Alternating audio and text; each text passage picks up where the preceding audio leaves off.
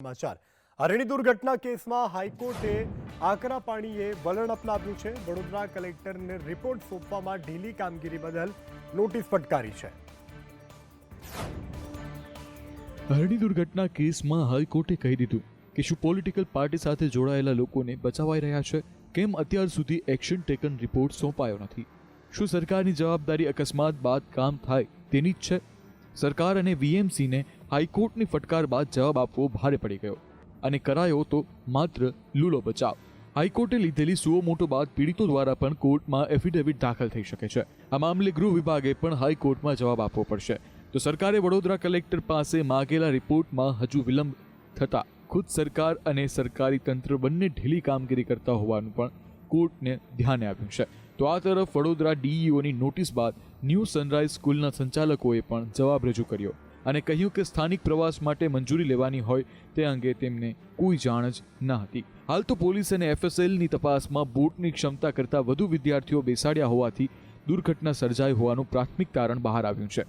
એફએસએલે એ પણ જણાવ્યું હતું કે 1 ટનની વજનની ક્ષમતા ધરાવતી બોટમાં 1.5 ટન વજન થતાં ટન લેતી વખતે દુર્ઘટના સર્જાઈ છે। આ કેસમાં વધુ 4 લોકોની ધરપકડ પણ કરાઈ છે। વારાણસી જ્ઞાનવાપી કેસમાં સુપ્રીમ કોર્ટમાં હિન્દુ પક્ષોએ અરજી કરી સીલ કરેલ જગ્યાના સર્વેની માંગ કરી છે। સુપ્રીમે મે 2023માં સર્વે ઉપર પ્રતિબંધ લગાવ્યો હતો। વારાણસીની જ્ઞાનવાપી મસ્જિદ કેસમાં હિન્દુ પક્ષે સુપ્રીમ કોર્ટમાં અરજી દાખલ કરી છે। આ અરજીમાં ભારતીય પુરાતત્વ સર્વેક્ષણના મહાનિર્દેશકને અપીલ કરવામાં આવી છે કે પરિસરમાં મળેલા શિવલિંગનો સર્વે કરે જેથી તેની સત્યતા જાણી શકાય। અરજીમાં કહેવામાં આવ્યું છે કે સર્વે કરવા માટે શિવલિંગની આસપાસની આર્ટિફિશિયલ અથવા આધુનિક દિવાલો અને ફ્લોરને દૂર કરવામાં આવે। શિવલિંગને કોઈ નુકસાન પહોંચાડ્યા વિના સમગ્ર સીલબંધ વિસ્તારનું વૈજ્ઞાનિક સર્વેક્ષણ કરાવવું જોઈએ। અગાઉ 19 મે 2023ના રોજ સુપ્રીમ કોર્ટે જ્ઞાનવાપીના સર્વે પર પ્રતિબંધ મૂક્યો હતો। અરજીમાં હિન્દુ પક્ષના વકીલ વિષ્ણુ શંકર જૈને જ્ઞાનવાપી પરિસરમાં સીલબંધ વજૂખાનાના સર્વેની માંગણી કરવાની વાત કરી હતી। તેણે દાવો કર્યો છે કે 10 સીલબંધ ભોયરાઓમાં હિન્દુ મંદિરના પુરાવા અને કલાકૃતિઓ છે। તો કર્ણાટકના માંડ્યાના હનુમાન ધ્વજ વિવાદ ભડક્યો છે। સીએમ સિદ્ધાર્થ મૈયાએ ભાજપ ઉપર રાજનીતિ કરવાનો આરોપ લગાવ્યો છે। કર્ણાટકના માંડ્યાના એક ગામમાં હનુમાન ધ્વજ ઉતારવાનો મામલો વધી રહ્યો છે। આ મુદ્દે ભાજપ વિરોધ કરી રહ્યું છે। મુખ્યમંત્રીએ ભાજપ પર રાજકીય ફાયદા માટે આ મુદ્દાને મહત્વ આપવાનો આરોપ લગાવ્યો। સીએમ સિદ્ધાર્થ મૈયાએ કહ્યું કે ભાજપ બિનજરૂરી મુદ્દો બનાવી રહી છે। તેમણે માત્ર રાષ્ટ્રધ્વજ અને કન્નડ ધ્વજ લહેરાવવાની પરવાનગી લીધી હતી। આ અંગે જિલ્લા વહીવટી તંત્રએ કાર્યવાહી કરી હતી। ચૂંટણી આવી રહી છે તેથી ભાજપ તેને રાજકીય રંગ આપી રહ્યું છે। હું પણ હિન્દુ છું અને તમામ લોકોને પ્રેમ કરું છું। હું સહ અસ્તિત્વ અને સહિષ્ણુતામાં માનું છું। વધી રહેલા તણાવને જોતા જિલ્લા વહીવટી તંત્રએ પરિસ્થિતિને નિયંત્રણમાં રાખવા માટે માંડ્યા જિલ્લાના કેરાગોડુ ગામમાં ભારે પોલીસ દળ તૈનાત કરી છે। બીજેપી અને જેડીએસના કાર્યકરોએ રવિવારે અહીં વિરોધ પ્રદર્શન કર્યું હતું। તો બિહારના રાજકારણમાં ગરમાહટે જોર પકડી છે। પહેલા તખ્ત પલટા તો હવે લાલુ યાદવના ત્યાં ઈડીના દરોડા પડ્યા છે। બિહારમાં તખ્તાપલટ થયાને 1 દિવસ થયો અને ત્યાં તો બિહારના પૂર્વ મુખ્યમંત્રી લાલુ પ્રસાદ યાદવ પર સંકટના વાદળો છવાયા છે। નોકરી કૌભાંડની તપાસ માટે કથિત જમીનના સંબંધમાં લાલુને ઈડી દ્વારા પૂછપરછ માટે બોલાવ્યા હતા। તેમની સાથે તેમની પુત્રી મીસા ભારતી પણ હાજર રહ્યા હતા। રાષ્ટ્રીય જનતા દળના નેતાઓ અને કાર્યકરો પટનામાં ઈડી ઓફિસની બહાર એકઠા થયા હતા। થોડા દિવસો પહેલા ઈડીએ લાલુ યાદવ અને તેમના પુત્ર તેજસ્વીને પૂછપરછ માટે હાજર થવા માટે સમન્સ જારી કર્યું હતું। લાલુ યાદવ અને તેમના પરિવારના સભ્યો પર રેલવેના નોકરીના બદલામાં જમીન હડપ કરવાનો આરોપ છે। ઈડીની ચાર્જશીટ મુજબ 2004થી 2009 સુધી ભારતીય રેલવેના જુદા જુદા ઝોનમાં ગ્રુપ ડીના પદો પર ઘણા લોકોની નિમણૂક કરવામાં આવી હતી અને તેના બદલામાં તેઓએ તેમની જમીન તાત્કાલિક રેલવે મંત્રી લાલુ પ્રસાદના પરિવારના સભ્યોને ટ્રાન્સફર કરી હતી। તો કેન્દ્રીય પ્રધાન શાંતનુ ઠાકુરે સીએએને લઈ અને મોટો દાવો કર્યો છે। તેવું કહેવું છે કે સીએએ માત્ર 7 દિવસમાં સમગ્ર દેશમાં લાગુ કરાવાશે। કેન્દ્રીય પ્રધાન શાંતનુ ઠાકુરે દાવો કર્યો છે કે ડિસેમ્બર 2019માં સંસદ દ્વારા મંજૂર કરાયેલ નાગરિકતા અધિનિયમ એટલે કે સીએએ આગામી 7 દિવસમાં સમગ્ર દેશમાં લાગુ કરવામાં આવશે। રવિવારે એક જાહેર સભાને સંબોધતા કેન્દ્રીય શિપિંગ, બંદરો અને જળમાર્ગોના રાજ્યમંત્રી શાંતનુ ઠાકુરે આ નિવેદન આપ્યું હતું. વધુમાં એવું પણ કહ્યું હતું કે હમણાં જ રામ મંદિરનું ઉદ્ઘાટન કરવામાં આવ્યું છે. આજે હું ખાતરી આપી શકું છું કે આગામી 7 દિવસમાં માત્ર પશ્ચિમ બંગાળમાં જ નહીં પરંતુ સમગ્ર ભારતમાં CAA લાગુ કરવામાં આવશે. દરેક રાજ્યમાં કાયદો લાગુ કરવામાં આવશે. માટુઆ સમુદાયનું પ્રભુત્વ ધરાવતા મત વિસ્તાર બોનગાંવના બીજેપી સાંસદે એવો પણ આક્ષેપ કર્યો હતો કે રાજ્ય સરકાર દ્વારા વારંવાર ખાતરી આપવા છતાં મોટી સંખ્યામાં મતુઆને મતદાર ID અને આધાર કાર્ડ નકારવામાં આવ્યા છે. સૌરાષ્ટ્રના ક્રિકેટરની કીટમાંથી દારૂ મળવાની ઘટનાને સૌરાષ્ટ્ર ક્રિકેટ એસોસિએશને દુર્ભાગ્યપૂર્ણ ગણાવી. સૌરાષ્ટ્રના 5 ક્રિકેટરની કીટમાં દારૂ મળવાનો મુદ્દો સૌરાષ્ટ્ર ક્રિકેટ એસોસિએશને નિવેદન આપ્યું છે. દુર્ઘટનાને દુર્ભાગ્યપૂર્ણ અને અસહ્ય ગણાવી સૌરાષ્ટ્ર ક્રિકેટ એસોસિએશનનું કહેવું છે કે નૈતિકતા શિસ્ત સમિતિ દ્વારા ઊંડાણપૂર્વક તપાસ થશે. આપણે જણાવી દઈએ કે સૌરાષ્ટ્ર ક્રિકેટની અંડર-23 ટીમ મેચ રમવા ચંદીગઢ ગઈ હતી, જે ચંદીગઢ એરપોર્ટ પર કસ્ટમ વિભાગે ચેક કરતા સમગ્ર ભાંડો ફૂટ્યો હતો. કસ્ટમ વિભાગને કીટમાંથી 27 બોટલ દારૂ અને 2 યુનિટ બિયર મળી આવ્યો હતો.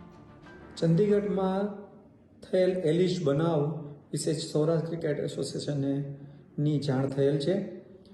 આ એલિશ બનાવ અનિચ્છનીય, ઇન્ટોલરેબલ અને અનફોર્ચ્યુનેટ છે.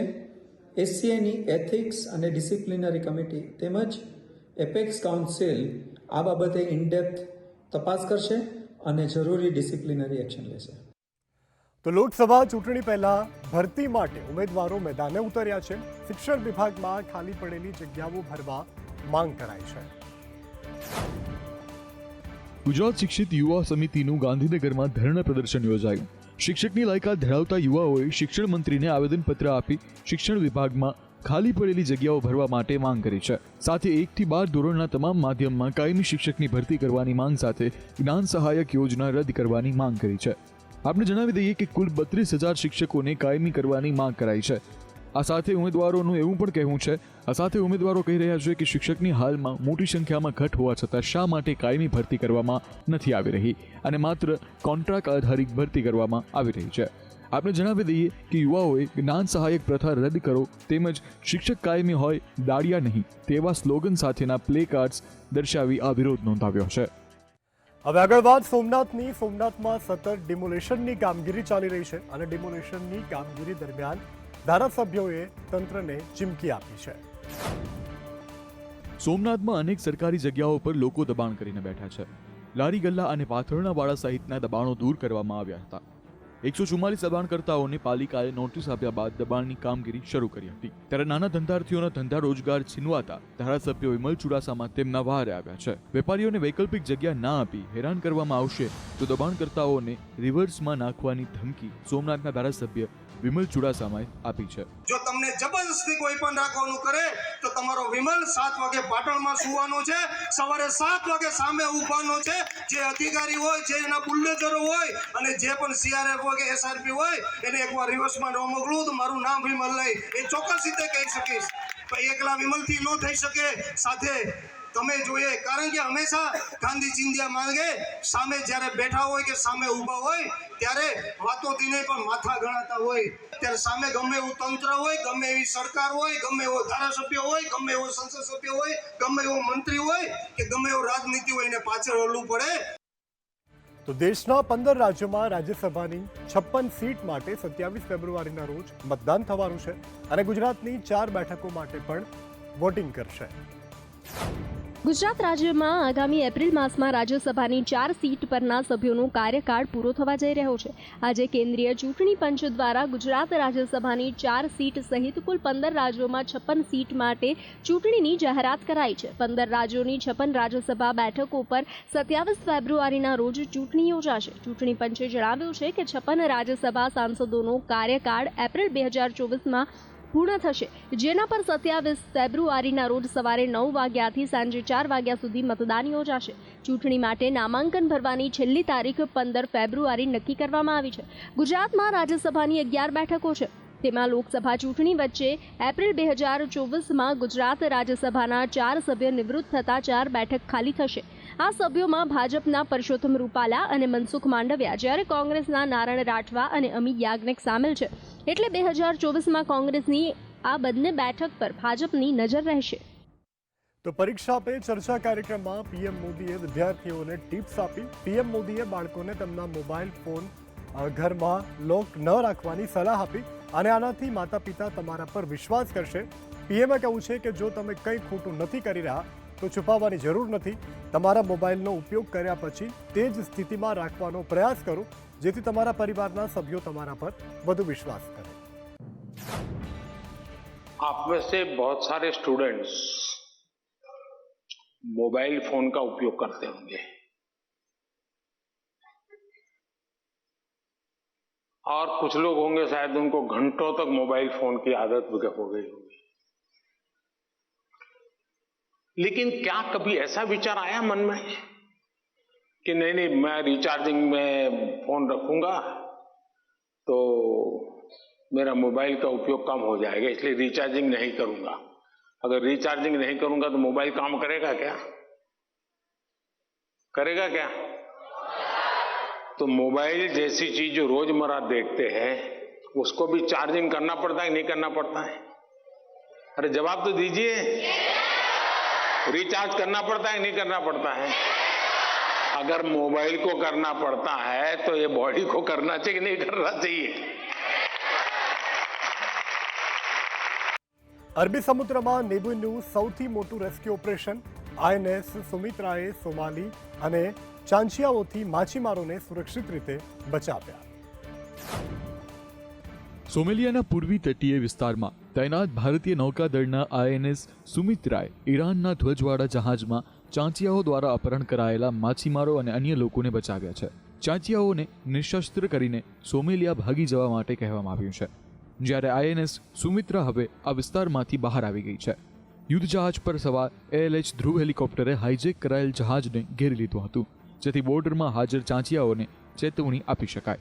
નૌકાદળના પ્રવક્તા કમાન્ડર વિવેક મધવાલે જણાવ્યું હતું કે આઈએનએસ સુમિત્રાએ જહાજને અટકાવ્યું હતું અને ચાંચિયાઓને જહાજમાંથી ક્રૂને સુરક્ષિત રીતે મુક્ત કરવા દબાણ કરવા માટે એસઓપી મુજબ કાર્યવાહી કરી હતી. તેમણે કહ્યું કે જહાજમાં સવાર તમામ 17 ક્રૂ મેમ્બર અને અન્ય લોકોને સફળતાપૂર્વક મુક્ત કરવામાં આવ્યા છે. સોમાલિયાના પૂર્વ કિનારે એડનના અખાતમાં આવી કામગીરી માટે તૈનાત આઈએનએસ સુમિત્રાએ ઈરાનના ધ્વજવાળા માછીમારી જહાજ ઇમાનના અપહરણ અંગેની માહિતી પર કાર્યવાહી કરી હતી. આ મિશને ભારતીય નૌકાદળના જહાજોને હિન્દ મહાસાગર ક્ષેત્રમાં એન્ટી પાયરસી અને દરિયા સુરક્ષા કામગીરી પર તૈનાત કર્યા છે, જે સમુદ્રમાં તમામ જહાજો અને ખલાસીઓની સુરક્ષા અને સુરક્ષા પ્રત્યે ભારતીય નૌકાદળનું સંકલ્પનું પ્રતીક છે. હવે આગળ વાત સમાચારમાં. ભારતની તાકાતમાં ફરી એક વખત વધારો થવા જઈ રહ્યો છે, કારણ કે ભારત ખરીદી રહ્યું છે 45,000 કરોડની સબમરીન. હવે ચીન અને પાકિસ્તાન થરથર કાપશે. વિશ્વના અનેક દેશો પોતાની સૈન્ય તાકાત વધારી રહ્યા છે, તો અમુક દેશો સતત કટ્ટરવાદ, ઉગ્રવાદ અને આતંકવાદને પોષી રહ્યા છે અને અન્ય દેશોને નિશાન બનાવી રહ્યા છે. ત્યારે ભારતે પણ પોતાની તાકાત બમણી કરવા માટે જર્મની અને યુરોપિયન દેશો પાસેથી સબમરીન ખરીદવા માટે કરારો કર્યા છે. 45,000 કરોડના ખર્ચા સબમરીન ખરીદવામાં આવનાર છે. મહત્વનું છે કે ભારતના બંને પાડોશી દેશો ભારત વિરોધી ગતિવિધિઓ સમયાંતરે કરતા રહે છે. ક્યારેક જમીની હુમલા, ક્યારેક હવાઈ હુમલા, તો ક્યારેક સમુદ્રી હુમલાઓ. અને આ તમામ પ્રકારના હુમલાઓને જડબાતોડ જવાબ આપવા માટે ભારતે જમીન પર, આકાશમાં અને સમુદ્રમાં સુરક્ષાઓ ખૂબ જ કડક કરી છે. અને ફરી એકવાર ભારત સુરક્ષા લોખંડી કરવા માટે નવા આયામનો ઉમેરો કરી રહ્યું છે. જો કે ભારતમાં પણ અનેક શસ્ત્રો બને છે અને તેની નિકાસ પણ કરાય છે, અને આ બધા વચ્ચે ભારત ઘણા દેશો પાસેથી ધુઆંધાર શસ્ત્રોની ખરીદી પણ કરી રહ્યું છે. હિન્દ બહારમાં ચીનની દખલો સતત વધી રહી છે અને તેને ધ્યાને રાખી ભારત પોતાને વધુ મજબૂત કરશે. અમદાવાદના સૌથી મોટા રેલવે સ્ટેશન એટલે કે કાલુપુર અને મુસાફરોના ઘસારાને જોતા કાલુપુર રેલવે સ્ટેશનની સુવિધાઓમાં વધારો કરવામાં આવશે. અમદાવાદના કાલુપુર રેલવે સ્ટેશન પર દરરોજ હજારોની સંખ્યામાં લોકો અવરજવર કરે છે. વધતો મુસાફરોનો ઘસારો અને જૂનું થતું રેલવે સ્ટેશન, જેને જોઈ રેલવે તંત્ર દ્વારા ખાસ સુવિધા કરવામાં આવી. કાલુપુર રેલવે સ્ટેશનથી મુસાફરી કરતા પેસેન્જરો માટે પેસેન્જર પાર્કિંગથી સીધા પ્લેટફોર્મ સુધી પહોંચે તેવી સ્ટેશન પર સ્માર્ટ વ્યવસ્થા કરવામાં આવી છે. કાલુપુર રેલવે સ્ટેશન પર ઓવરહેડ પાર્કિંગ વ્યવસ્થા ઊભી કરવામાં આવી છે. આગામી ટૂંક જ સમયમાં પેસેન્જર માટે તેને શરૂ કરાશે. સ્માર્ટ પાર્કિંગ વ્યવસ્થાથી રેલવે સ્ટેશનના વિસ્તારમાં ભીડ પણ નહીં થાય. મુસાફરોને સામાન લઈને આવન જાવન કરવામાં પણ સરળતા રહેશે. એટલું જ નહીં, ટ્રેન આવતા રિક્ષા, કાર અને પેસેન્જરના લીધે થતા ટ્રાફિકથી પણ છુટકારો મળશે. કાલુપુર રેલવે સ્ટેશનમાં પાર્કિંગનું વધુ એક મોડર્નાઇઝેશન કરવામાં આવ્યું છે. તો આગામી દિવસમાં કાલુપુર રેલવે સ્ટેશનમાં મુસાફરોને જરૂરિયાત એવી અન્ય કેટલીક સુવિધાઓ પણ ઊભી કરવામાં આવશે. 22 જાન્યુઆરી બાદથી દેશ અને વિદેશમાં રહેતા લાખો સનાતનીઓ અયોધ્યા આવી રહ્યા છે.